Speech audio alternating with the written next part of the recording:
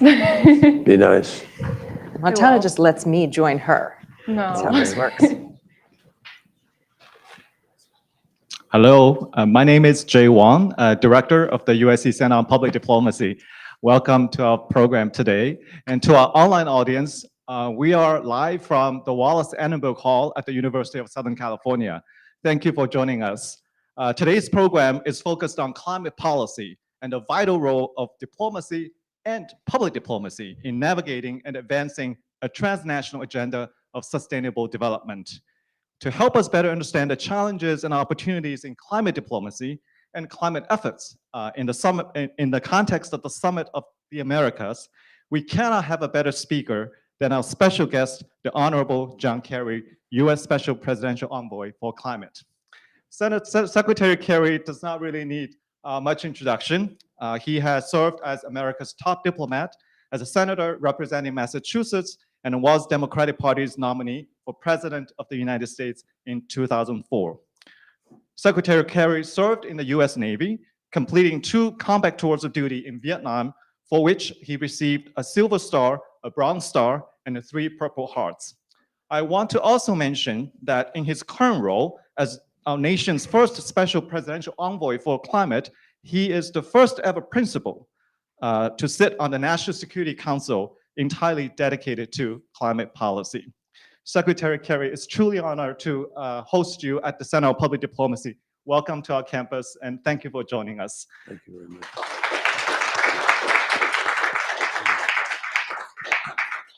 Now, Secretary Kerry is joined in conversation by Dean Willow Bay, Dean of the Annenberg School for Communication Journalism at USC, and the Walter Annenberg Chair in Communication.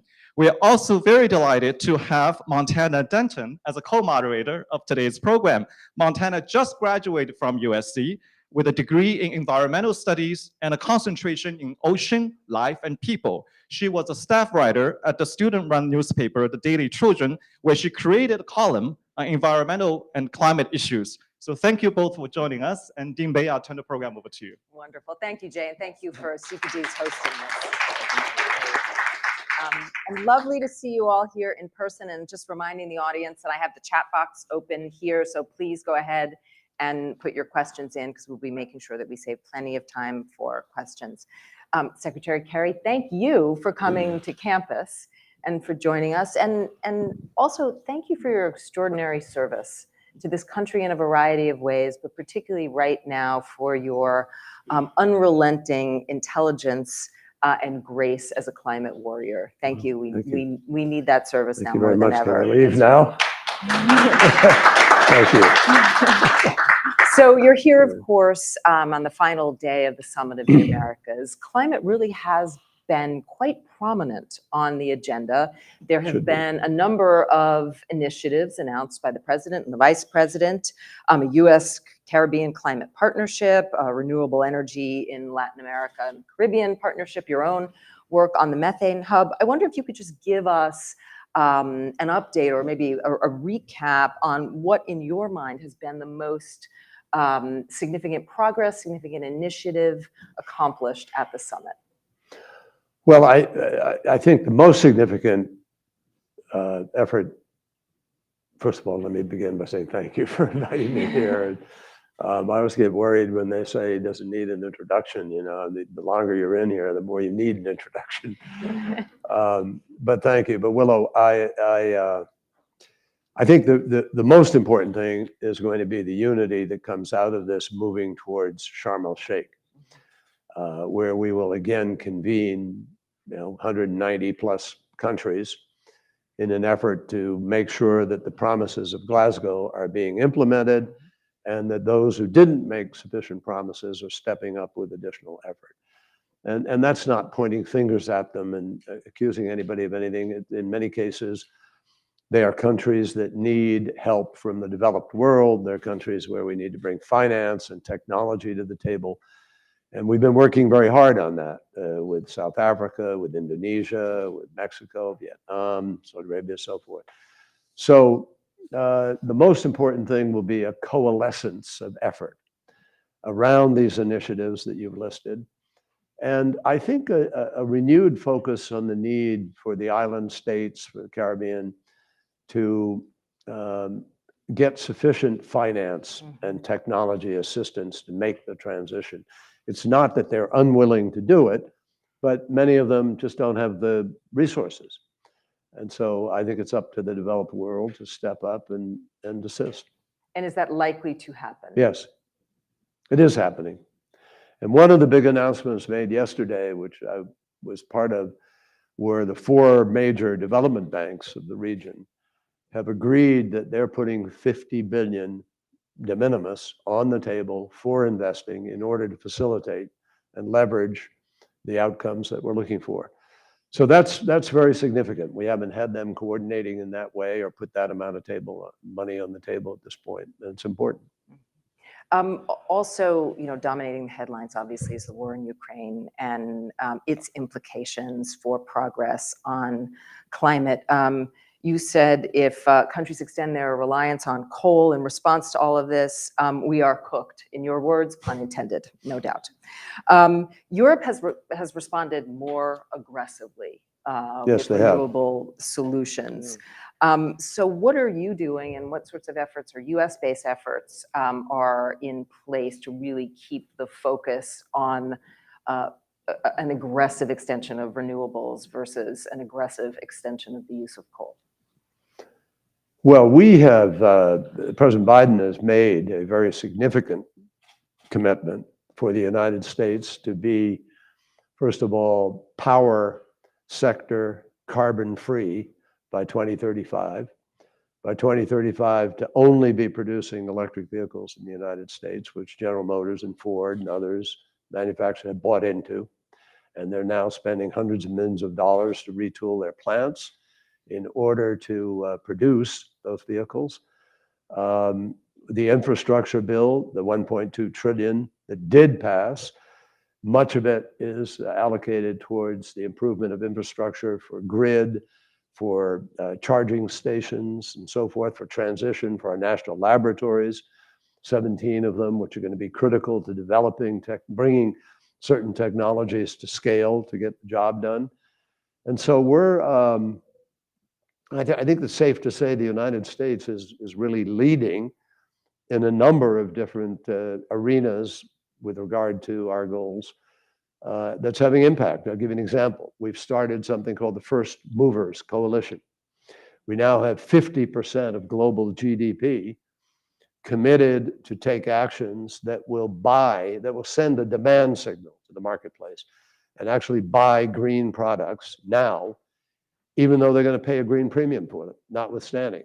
So we have Apple and Amazon and FedEx and Boeing and really big entities, Salesforce, and many others, Volvo, different companies around the world. Maersk, for instance, largest container ship carrier in the world, has committed that the next 8 ships they build are going to be carbon-free.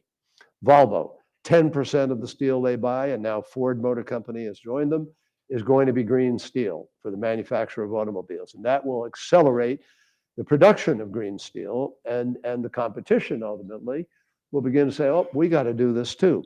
So we're leading that effort. And I think it's together with the World Economic Forum, it's a joint effort, but I think it's having impact already. Secondly, the Methane Pledge. We created the Global Methane Pledge. Methane has been the stepchild, for some weird reason, of the climate effort. It is the cause of almost 50% of the warming of the planet. And now, because the permafrost is thawing in Siberia, the tundra, in Alaska, where we're seeing a bubbling up of 40,000 years contained methane is now just bubbling up into the atmosphere. And it is 20 to 80 times more destructive than CO2. So we have to move on that.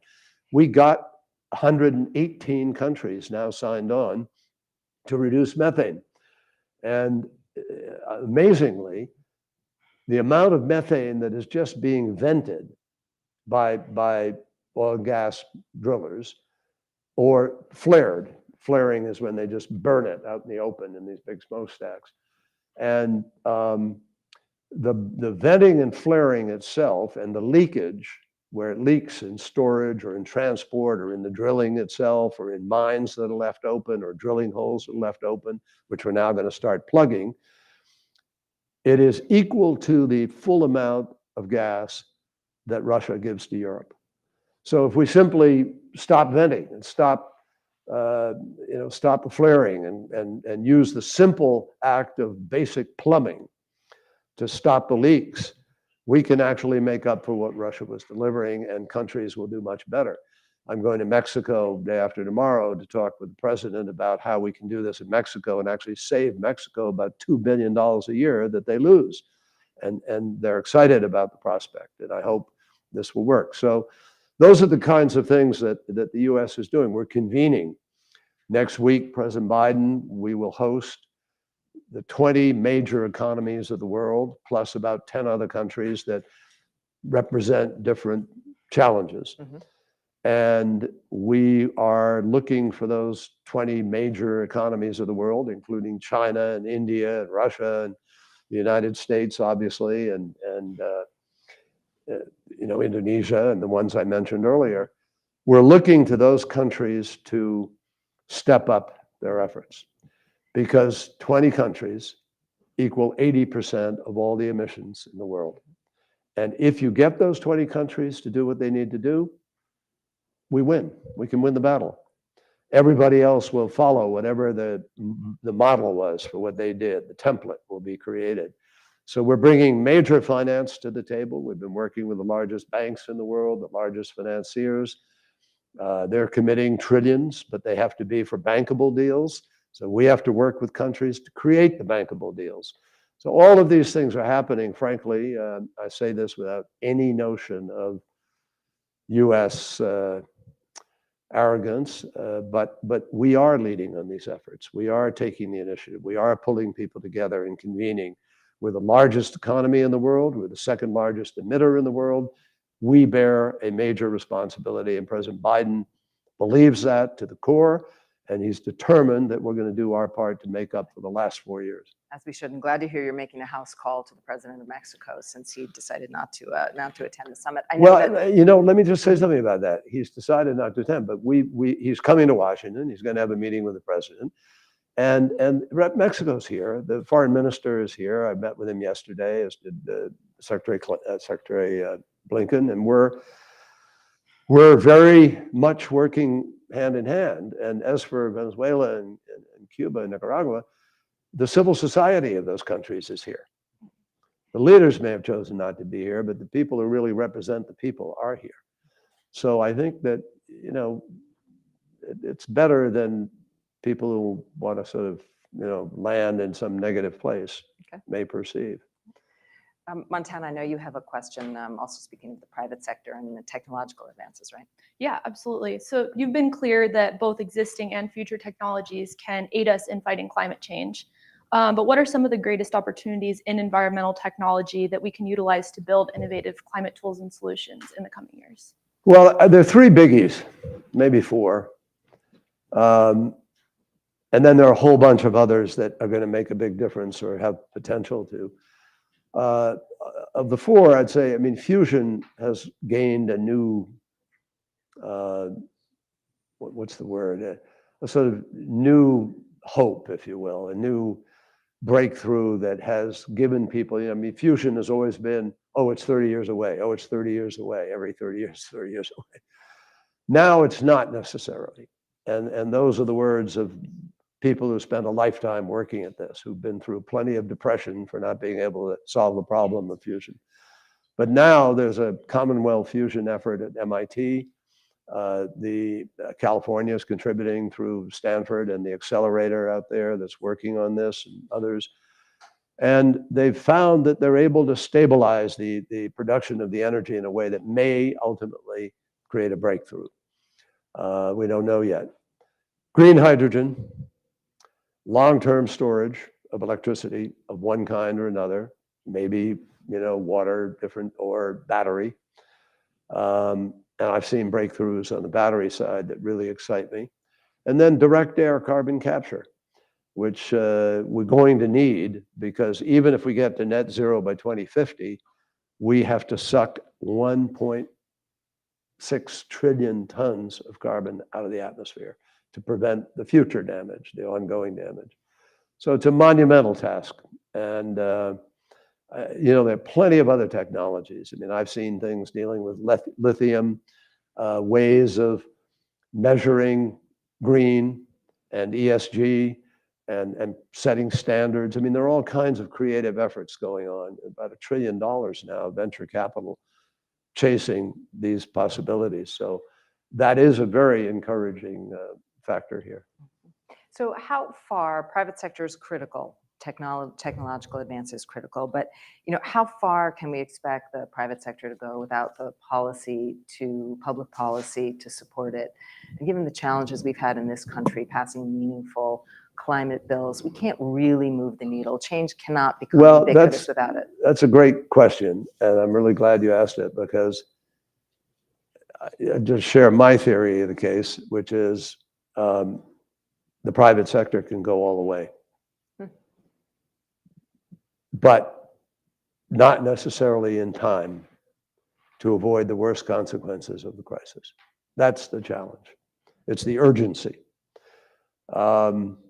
I believe the private sector. I really am a believer in the capacity of the private sector. Why? Because it's the largest market the world has ever known, energy market.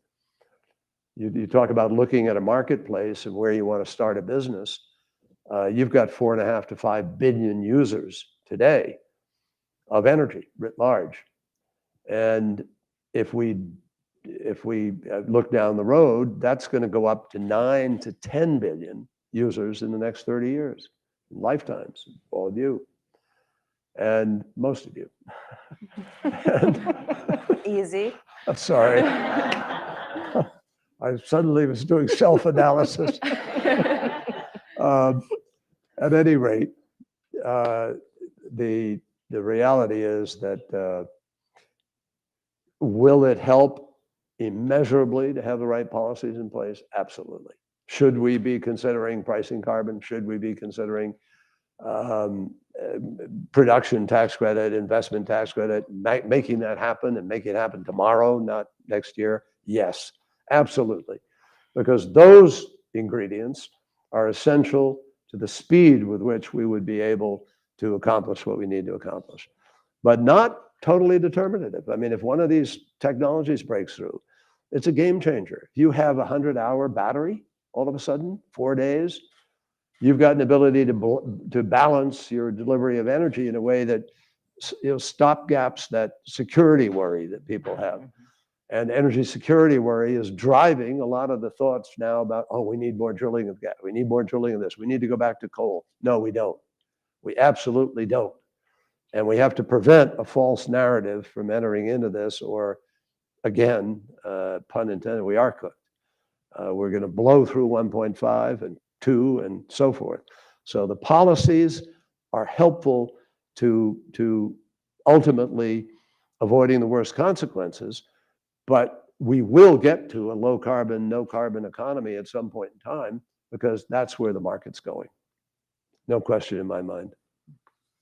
Yeah, and you talked a lot about, you know, the power of the private sector and, in this case, the people. And so I wanted to ask you, how can activism and advocacy efforts by my generation and generations to come influence political leaders and help shape global climate action and policy?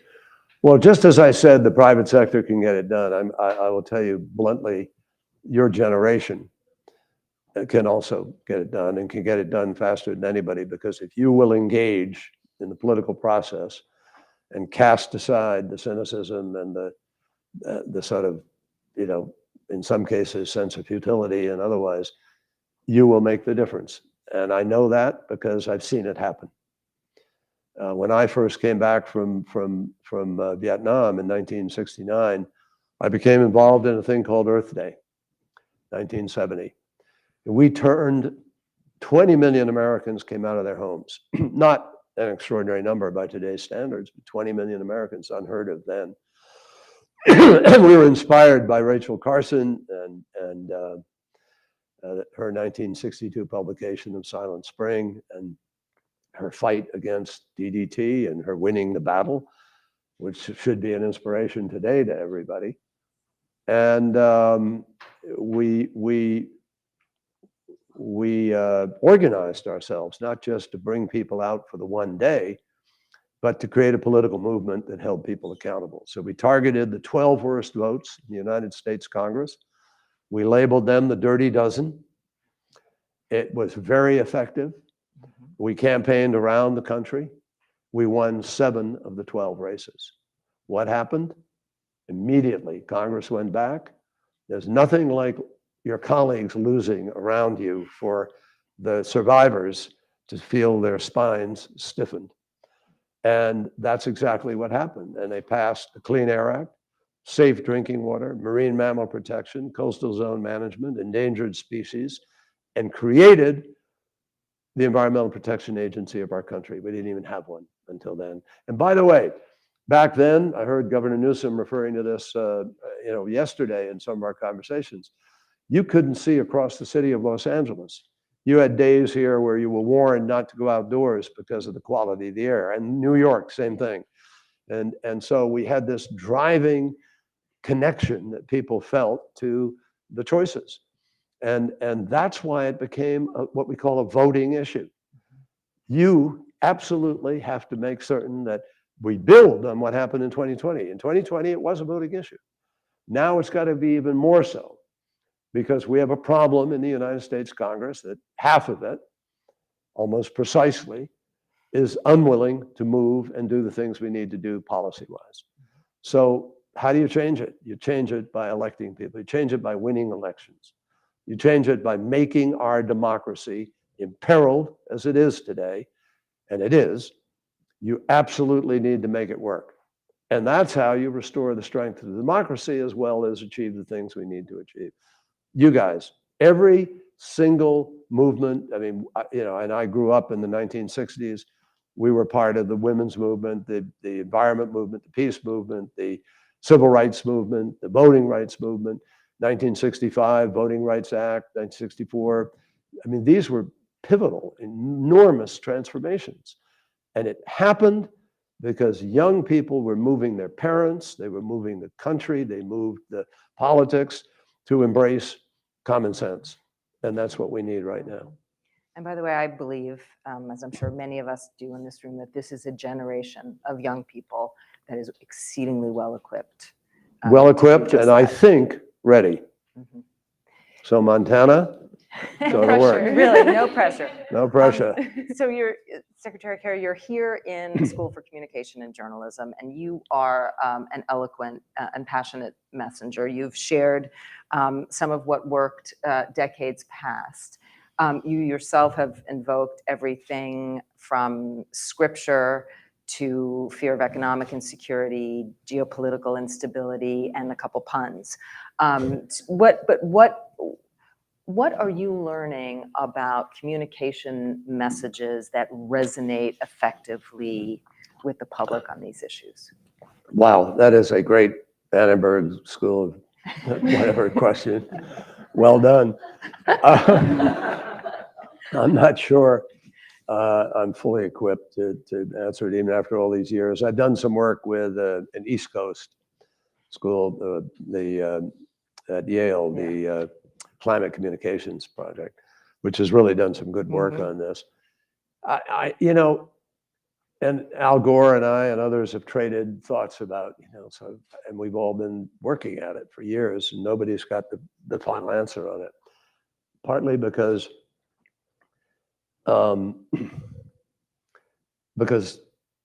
communicating, period, has grown really difficult in today's world. And I will not sit here and tell you that the social media have helped us and added to anything significant in that regard. I mean, I was raised in a world where we had 4 outlets: ABC, CBS, NBC, and public television. And if the president wanted to talk to the country, they could call Bill Paley at CBS News and get a block, and boom, everybody was on board. And the next day in the office, and everybody was in an office the next day who was working, you had a conversation about what the president said or didn't say. That can't happen now. That's why a president has to go on The View or on the whatever, the Morning Joe or somewhere, Friends It's and why the Fox. press office is training influencers on TikTok. Yeah, I mean, let's be clear, yeah, that's, there you go. right, that's press, that's It's changed contemporary everything. press strategy for the White House. And so we now, and moreover, people are far more self-selective about where they want to hear something or what they want to hear. So it's harder to reach the unbaptized, so to speak, and to define where they are. And then what do you say to them to convince them? I think that comes down to pretty much good old common sense about what affects people in life. And right now it's high prices, it's inflation, it's the economy, it's as well as, and people are unsettled about just life itself because of the bombardment that takes place and the way in which government, frankly, has failed in too many places. And it has. I mean, everybody on the right and the left are angry. And they're both angry, actually, derivatively from some of the same things. Government's not working. I'm paying too much. I can't pay my bills. I don't, I'm working harder and I get less. That's because of fundamental failure of politics to meet the bottom line needs of people over the course of the last 15, 20 years, where incomes have not gone up enough, but the wealthiest people have done just brilliantly. And everybody sees that inconsistency and that inequity. And I think that inequity is deeply at the bottom of a lot of the antipathy towards government and capacity to be able to organize people. You put $1 trillion on the table and all goes to 1% at the top, you got a problem. And that's what we're living with, I think. So I sort of wonder, I'm going to go to the audience for questions in just a moment. I wonder, do you all, I'm looking at a generation of digital natives in front of me. Do you agree with Secretary Kerry's assessment of the media landscape that we're living in right now? And do you have suggested strategies of your own on the issue of climate in terms of reaching people? You're nodding, Montana. I mean, as someone I wrote a climate column for the past 2 years for the USC student newspaper, and in some ways it's exhausting. Like, there's so much information at your fingertips all the time. But I think that, you talked a little bit about kind of apathy, or it's depressing to, see all of those headlines all the time. So I think it's kind of a question of how can we keep promoting this news and, making sure that people are aware and educated of all the things that are happening, but not do it in a way that's bombarding people and depressing them and making them not. And Montana, I think that's absolutely accurate. And Al Gore and I sort of settled on the notion that you have to take you've got to educate people. You've got to present some facts about the consequences of what your choices may be. You've got to do that. But you can't end there. You don't make that the dominant component. That's a beginning, but then you have to really get into, okay, so what are the better alternatives? Where do we go here? What are the options? I'm excited by them. I mean, I think I'm an optimist. I really believe we can win this battle. When we learn that you take all the promises that were put on the table in Glasgow, if they're fully implemented, according to the IEA, the International Energy Agency, we'd be at 1.8 degrees by 2050. That means only 0.3 off of, if that's at the beginning of our journey in earnest, that's amazing. And that's with only 65% of global GDP in the game on board. You get the other 35%, which is China and India and these other countries, we're going to win the battle. We can win the battle. And the great challenge right now is getting through the next 8 years with a sufficient level of reduction. We need a 45% reduction by 2030, right? Well, you could have some gas involved in that because that's automatically a 50% reduction over oil or coal. So, but then the question is, where do you go after that? And there, the technology story, I think, is really exciting. The capacity, just with the technologies we have today of solar and wind and geothermal and other, to actually get really close to where we need to get to. Meanwhile, the other things are going to come online. And if we're putting enough money into those laboratories and that development, there's no reason to be depressed. There's every reason to be excited and to be part of that transition. So here's the deal, folks. I'm sounding like Joe Biden all of a sudden. It's the first time I've done that. But we have the ability to be able to make this transition much faster than we think, and much easier than we think. And just think about what happens. 15 million people a year die from air quality. I think I mentioned that, right? So we reduce cancer. You get cleaner air, less particulates in the air. We're now up to, we just broke a record yesterday, the day before, I think it was 420 something parts per million is the measurement of the particulates in the air. When I went to the Antarctica, they gave me a vial of air from the South Pole. It was 401.6, just to give you an idea of the growth. It's now at 420 something. And that's the cleanest air in the world, by the way. So you got places where it's up around 700 or 800. You go to Beijing on some given morning in the summer, or New York or somewhere, you're not going to be happy with the numbers. And so what we can promise people for certain is less disease, less cancer, less complications of emphysema, less heart disease complications, cleaner air, less children hospitalized every summer in the United States of America. Greatest cause of children hospitalization, environmentally induced asthma. We spend about $50 billion a year. Are you happy about that? We're spending $50 billion a year for something that we're causing. Now, and I can run a list of those things we're spending money on that we're causing. Coal, black carbon and so forth, huge negative impacts. Black lung disease, sludge, rivers, lakes, streams that are impacted by it. So the whole quality of life changes dramatically if we do these simple things, like clean up the air, have cleaner energy, use energy more effectively, et cetera. But we also will be safer, because we don't have to send young people to some other country to fight and die over oil in the Middle East or some other place.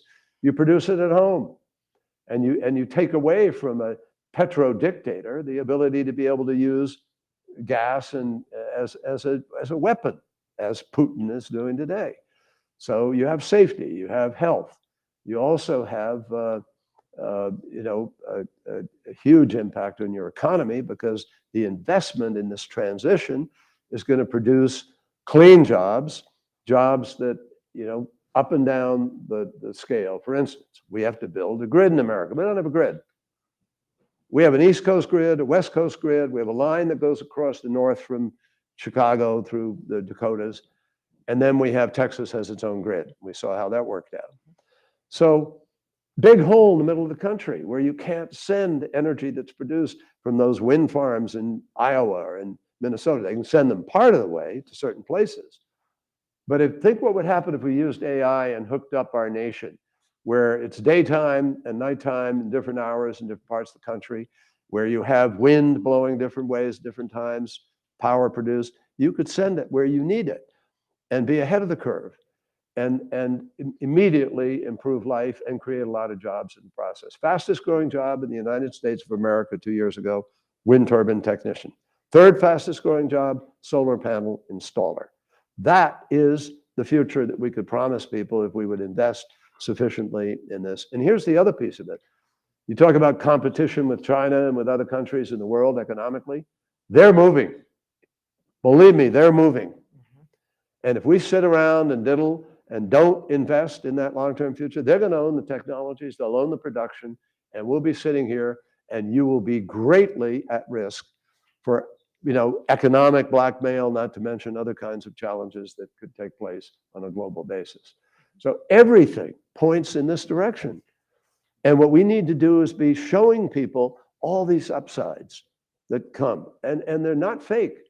It's for real. It's a better life. It's a safer, cleaner, healthier planet that we will have, which is then in a position to enforce the principles of sustainability and of a circular economy and of all the things that will benefit us if we get to 9 or 10 billion people who are clamoring for resources and competing with each other around the world.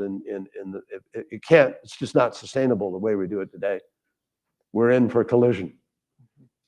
And it's going to take folks like you, Montana, and the school here, and everybody to come together and leverage us into a much more thoughtful, sustainable, palatable, livable world. Thank you for that. Secretary Kerry, are you open to taking some questions Yeah, in sure. the room? Sure. There you are. Go for Happy to it. say. Yeah, please go ahead, and then we'll get to Thank the you. question.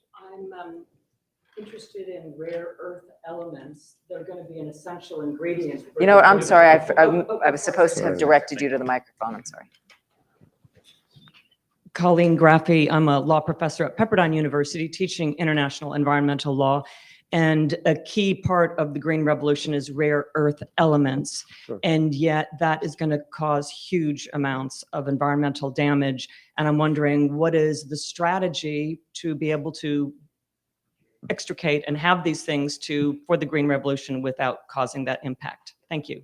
Well, it's tricky because there's not a lot of coordination on it at this point in time. It's every entity for itself to some degree. And so you've got Russia planting a flag down at the North Pole. You've got China up in the North Sea and in the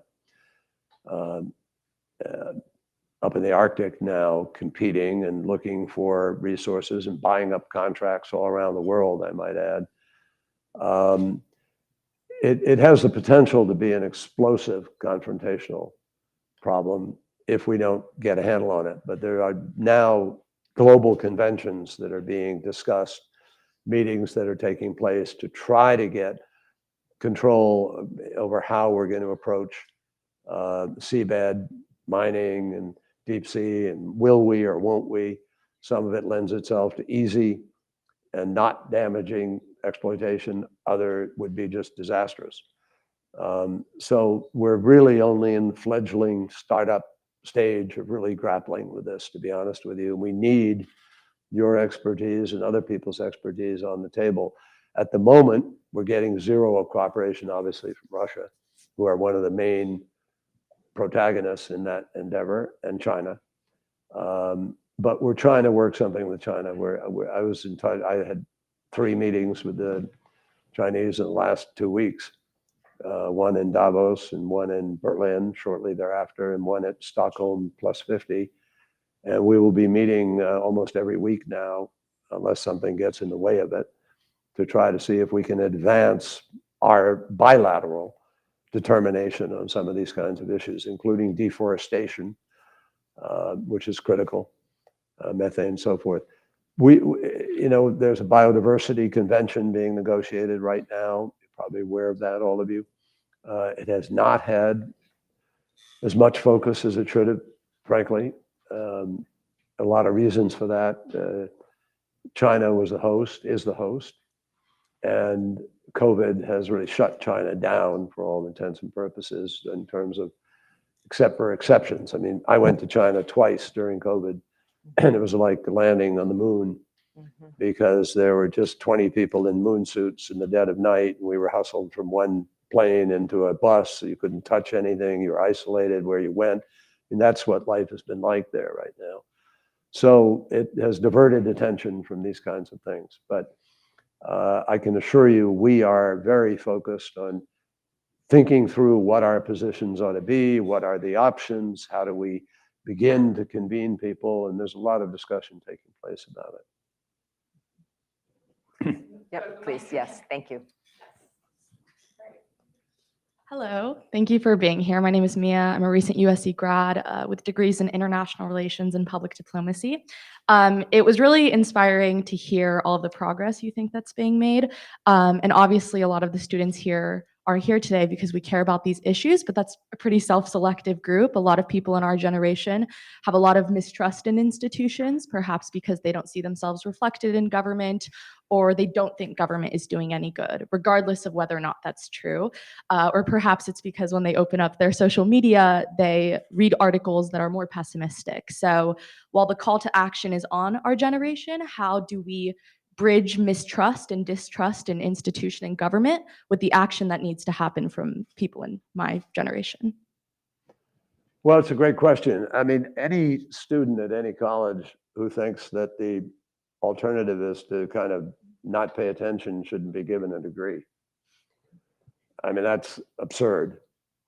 And we can't be breeding graduates around the world, around the country, who somehow are so turned off that with their degree, they're not ready to go out and make the difference, but rather want to just wash their hands of it and think the world is going to work. It isn't going to work. Democracy does not work on automatic pilot, and it doesn't work with people AWOL as citizens. So I think the first thing to do is shake your friends, if that's what they're thinking about. Ask them, how they think they're going to feed their kids or survive if they're not, if we're not capable of producing food for 9 billion people, and we've got Africa imploding and water disappearing. And I mean, when I talk about imploding, the food production of Africa is at great risk right now, and it could implode. And we have to be really thoughtful about those kinds of things. So how do you make a difference? Well, I'm not going to rely on Vladimir Putin or, some of the dictators around the world in various parts of the world to step up and take care of humanity. Have you ever seen any of those countries take a resolution to the United Nations to protect people's rights or to stand up for, humanity? I haven't. Not in the 60 years I've been doing this. And that's one of the things that makes me proud of what we do in the United States of America and motivates me. We are the ones who do that. And we are the ones who've organized it ever since World War II. And I haven't seen anybody offer something better. Now, could we refine Bretton Woods? Should we have a new Yeah, we do. We need to think about where we are today, not where we were.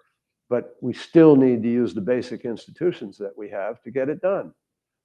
And so I get pretty impatient, to be honest with you. I hope not as in a turn-off way, but to try to kind of shake some of these folks to say, what's your alternative? How are you going to fix it? Revolution? You need a ballot box revolution is what we need. And we still don't have a sufficient level of people voting in our own country.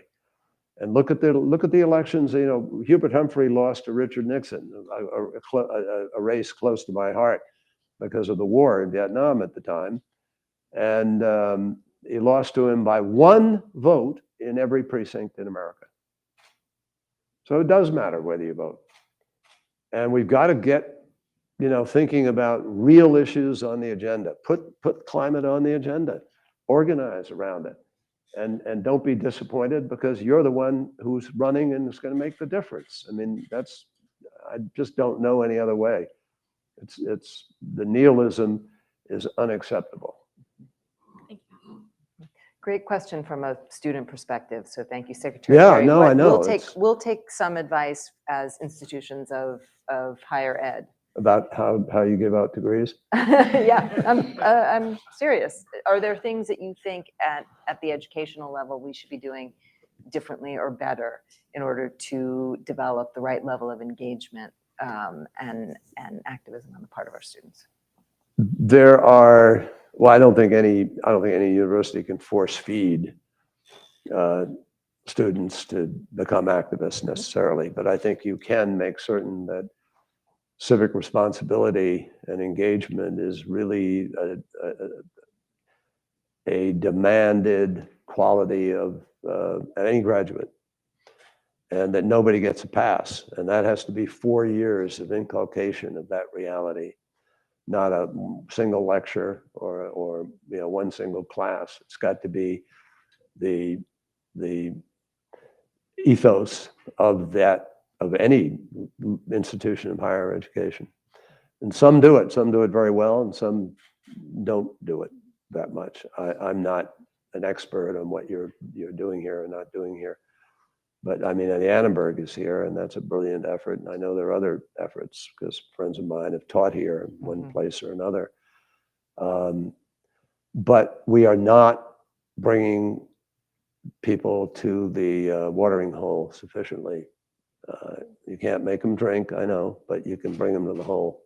And I think there has to be more effort to focus on that. There's no easy way. I mean, there's no simple answer to this question of, you know, how do you breed an activist? People have to be inspired. And not everybody has to be the same kind of activist, but everybody has to be a citizen. Mhm. I think it's one of the most important words and concepts in life. Everybody has a responsibility to be a citizen. And that means different things in different countries. But here in the United States, it carries a particular responsibility, I think. And we all have to try to live up to it. Wonderful. Please come on up. Thank you, Dean Bay. That was an excellent question. In fact, that leads to my question. I'm Naj Meshkati, one of your staunch fans and a professor of engineering and international relations here, Secretary Kerry. Last semester, in fall semester, I teach a class called Technology and Environment. It's a freshman seminar. In my Technology and Environment, we did a simulation of COP26, and your staff, Dr. Jesse Young and Chad, where are you, Chad? Chad Houghton, they greatly helped me. Chad, thank you. I want to publicly thank Secretary Kerry and Jesse Young. They attended our... Did they ask you that I need to give them a raise? That's something I'm going to ask at the end of the session. But should you want to, I mean, you wouldn't. In my humble judgment, they deserve a raise, sir. And they attended the COP26 simulation that we had. The students, they engaged in an amazing debate. That's great. That was last fall, Secretary. Yeah. This fall, if I teach that course, which by the way, we watched your panel discussion with Dr. Sultan Al-Jaber of UAE in Glasgow. By the way, he's a Trojan also. Yeah. The question that I have here, the Russian invasion of Ukraine changed a lot of calculus for energy security. My research is on nuclear safety. Nuclear power was on the way out. But now you mentioned Governor Newsom, the Diablo Canyon here, two of your colleagues, Secretary Chu, Secretary Muniz, had an op-ed in Los Angeles Times asking for life extension of Diablo Canyon, not shut it down by 2025. What do you see, Secretary Kerry, as the role of the, not fusion, but fissile, the nuclear power in climate change, vis-a-vis energy security, and some of the countries like Germany may backpedaling on that? Yeah. Thank you, sir. Thank you. It's a great question. Speaking for myself, and I think the President shares this view, I see no way that we get to net zero by 2050 without nuclear being part of it. There's no way, in my judgment. And I see a new generation of nuclear being worked on now. Bill Gates has a new project in Wyoming where he's putting his own money into the effort to build out a prototype of new design. We have another one at the laboratory in Idaho that's being worked on. MIT, I visited several times recently, is working on a nuclear battery, so to speak, a container-sized nuclear plant. And it could be portable and you know, not a proliferation threat, because any effort to tamper would be known immediately, and it's contained, all self-contained in a way that'd be very hard for anybody to try to even, you know, get into it. No meltdown capacity, no waste, great challenge. It'd be about 5% enrichment limitation. And I believe that I can see a use for those things. I can see a use for a steel plant, for instance, where you've got to achieve really high heat on a sustained basis. For desalinization plants, various parts of the world where water is going to become more and more of a challenge. And as a veteran of the Navy, I worked, you know, one of my first tour of duty was on a larger ship. And we weren't a nuclear ship, but we worked with Enterprise and other nuclear vessels. And the Navy, in what, 80 years, 75 years of having nuclear powered ships, has never had an accident, never lost a sailor, never had a meltdown, I mean, nothing. And we've got the ability, I think, to be able to provide greater safety. Now, for me, I'd rather have a nuclear plant prolonged in its life, providing it's meeting all the safety standards and everything's been done with the Nuclear Regulatory Commission and so forth, I'd rather have that, i.e. Diablo Canyon, than not have sufficient energy security and then everybody goes south and goes sour on the whole notion of, having confidence that we can provide and therefore they'll go back to fossil fuel or whatever.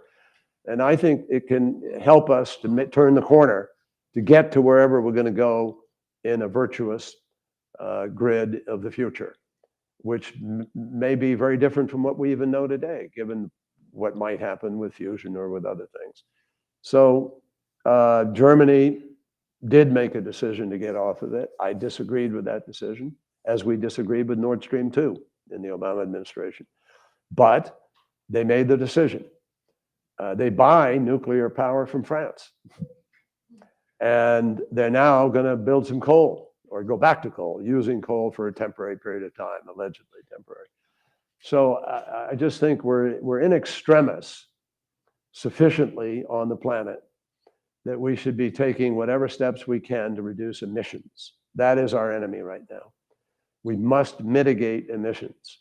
And I'm just following the science. This is not made up in Washington in an ideological or denominate political Republican Democrat way. We're following the science here. This is physics, and biology, and chemistry, and math. And there's a precision to it that these other choices being made don't have. And I think we've got to be really thoughtful that we are following what the science says to do. And the scientists have said, you've got 12 years within which to implement the decisions, make them and implement, to avoid the worst consequences of the crisis. Mind you, they don't say to avoid the crisis. They say to avoid the worst consequences of the crisis. And we're not even doing that right now. Right now, we're on course to blow through 2.7 into 3.7, despite the promises made in Glasgow.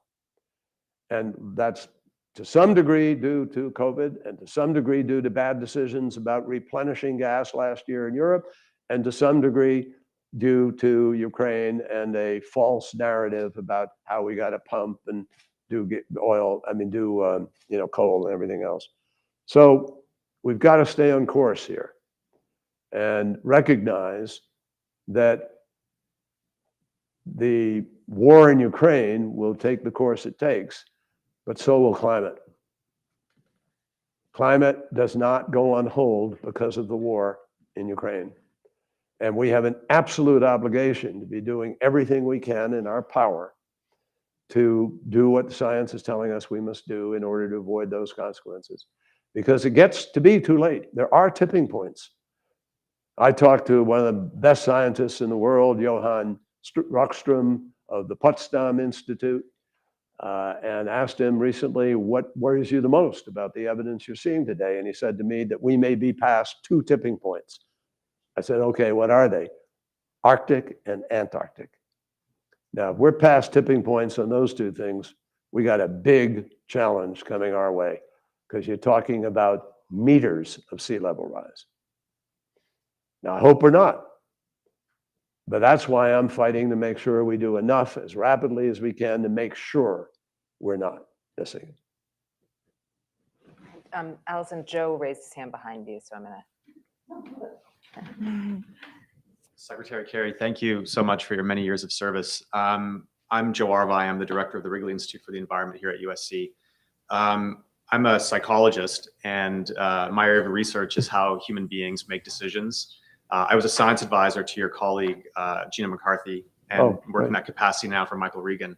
So I've had this conversation with them as well. You just talked about decision-making and bad decision-making. It's fairly common, as you might have observed in your roles. You talk about science and the importance of science. I agree with you, and I see this a lot as well with report after report from the IPCC and other individual bodies talking about the threats to us from climate change. What I don't see is enough behavioral science making its way into the science policy discourse around climate change. That's the things we can do to modify behavior through communication and persuasion, but also through other means that are non-coercive. but also building insights within institutions like government and industry around improving the decision-making capabilities. I've advised Ford and other companies. They spend, tens of millions of dollars on marketing and economic analysis, but not on behavioral insights and judgment and decision-making at the highest level of those bodies. And I don't see that in a lot of our federal agencies as well either. So my comment, and kind of disguised as a question, is do you agree? And if so, where do you see us going with the work that you have to do? Because we can't clone you and have you negotiating every single agreement, making every single decision on behalf of others. Thank you. Well, don't go away. Wait, come back. Stay at the mic a bit. Because, I mean, that's a really, really interesting observation and question. And I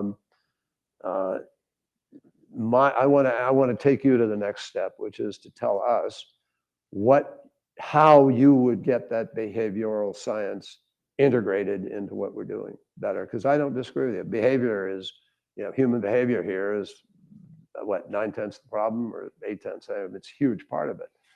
And but that also goes to the communication. How we communicate it is part of how you condition the behavior, right? So help me. Tell me what you think we need to do. How much time do you got? I mean, we could.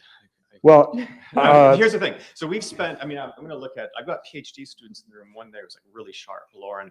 We've been working on developing decision support tools that help people in the highest level of government or in industry to think through the range of options they have. You talked about nuclear.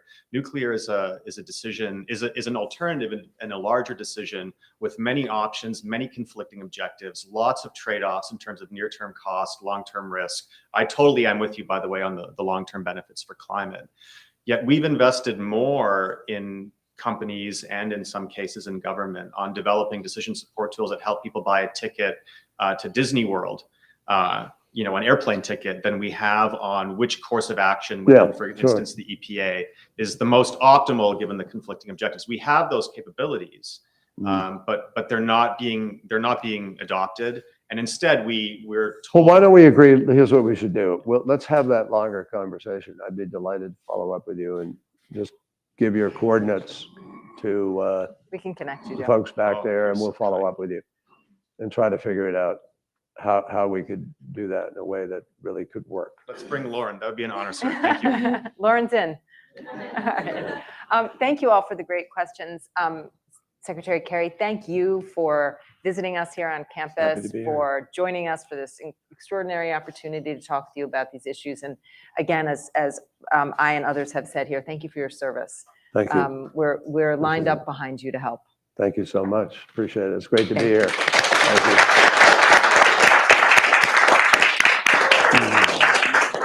I have to take